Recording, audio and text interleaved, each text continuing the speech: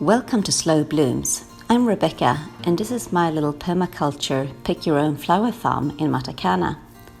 We're just north of Auckland in New Zealand, and today I'm taking you around my flower field and show how I use permaculture in my everyday flower farming.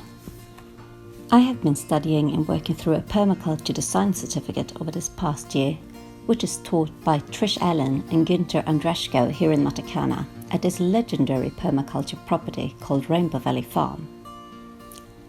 So Rainbow Valley Farm used to be one of the first and best known permaculture properties in the world. People from near and far came to work and learn alongside its founders Trish and Joe Polisher. When Joe passed away in 2008, the farm went through a series of different owners with different focuses and energy levels for the farm. So when the new owners, Waveney and Matthew, took over in 2018, the orchards were overgrown and the native bush was overrun with invasive pest plants and predators. Over the past 2 years or so, Wave and Matthew has been doing an amazing job together with other people to restore the farm, restore the native bush and also restore the connection with the community. So it's been really great for me being a little part of that journey. In permaculture, you always start with observation and making what we call a base map. So the first thing we learned is that we establish where we get the sun, the water, the wind and all the other relevant energies or elements. Like where do you enter and exit? Where is the property in relation to houses and roads? In my case, there were several things that made me drawn to this piece of land, which I'm leasing from a fantastic ice cream cafe called Charlie's Gelato. This land sits on a north-facing slope, and for those of you who might be watching from the Northern Hemisphere, north is the warm side here in New Zealand. I feel incredibly lucky to find this piece of land, because not only do we have good windbreaks around us and a bore for watering, but we also work with owners of this land whose values are very well aligned to permaculture. So for example, there's been no nasty sprays used on the land for several years, and we run on solar power. As you can see, we have removed 5 rows of these grapevines to start with, and created flower beds in their place. Our lease actually included all 10 rows, but there's a permaculture principle about starting small and slow, so we decided to begin with half the space we were offered, with the option to expand later as we naturally grow. There's another permaculture principle called produce no waste, and here at Slow Blooms we reuse, repurpose and upcycle whenever we can. I was obviously more than happy to keep these posts from the grape espaliers and repurpose them into flower supports.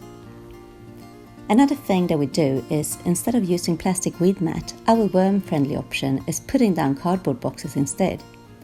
You might think that those will be better off getting recycled, but did you know that most of New Zealand's cardboard is sent to India for recycling? And a lot of it gets contaminated by other dirty recycling and ends up in landfill anyway. So I rather use it to feed my soil, get the carbon back into the ground and make the worms happy. We get a lot of compliments for our flower signs, which look pretty fancy if I may say so myself. I'll let you in on a secret. These markers are actually free so-called fillet boards, which are usually thrown away after being used once at the timber yards.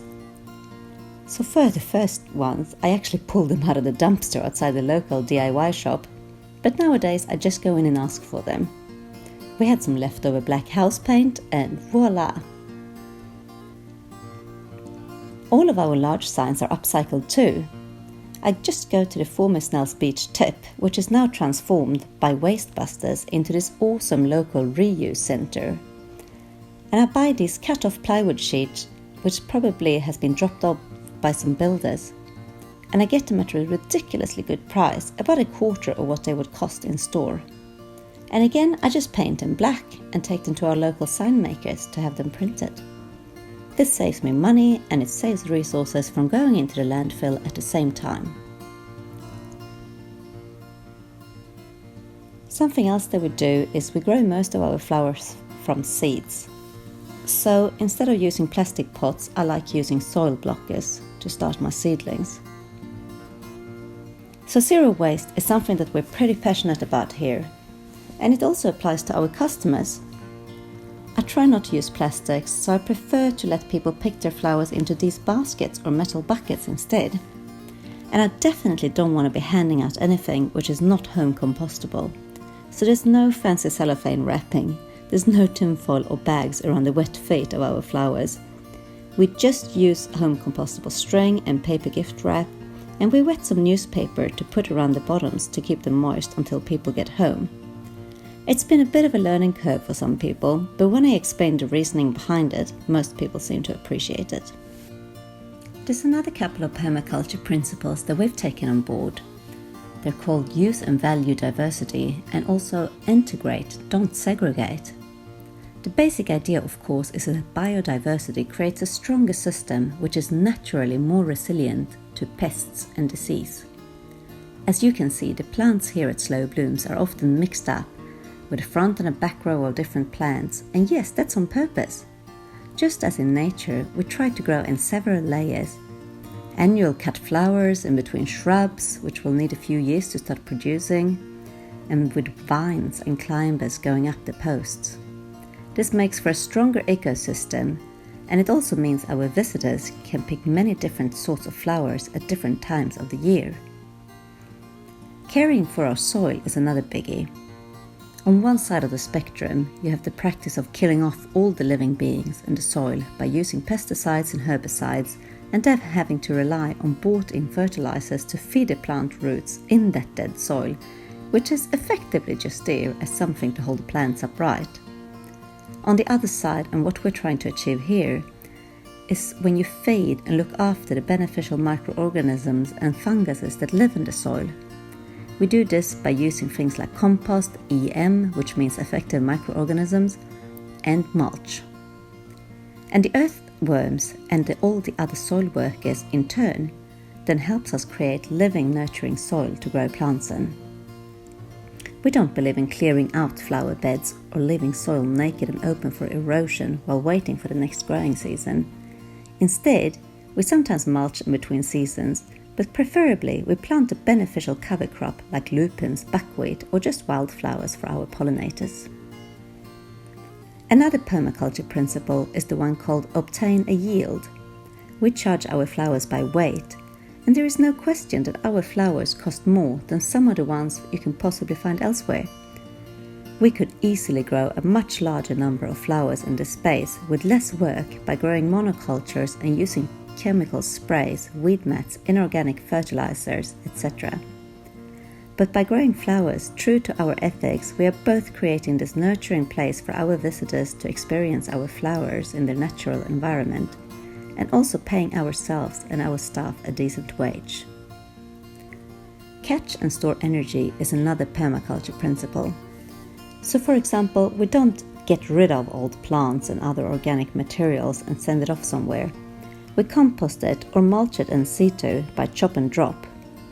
I always tell our pickers that they can just drop any excess leaves off the flower stems right back onto the flower beds as they go. This will just feed the worms and the other soil workers and give back some of the nutrients that we've taken out of the ground. By planting the right plant in the right place at the right time, we catch and utilize the energies from sun and water as best as we can. And then we're also extremely lucky that our main building here at Charles Gelato was already on solar power once we moved into their gardens. So overall, by using these permaculture principles, we are looking after our people and our land. We grow mostly flowers and other plants that are edible and beneficial for your health. We choose not to grow flowers that are really picky and cannot be grown naturally. And above all, by providing fresh local flowers to local people, there is no need to fly flowers from foreign lands where we don't know under which condition they might have been grown or how the people have been cared for that grew them. We are slow blooms, and our flowers are grown, not flown.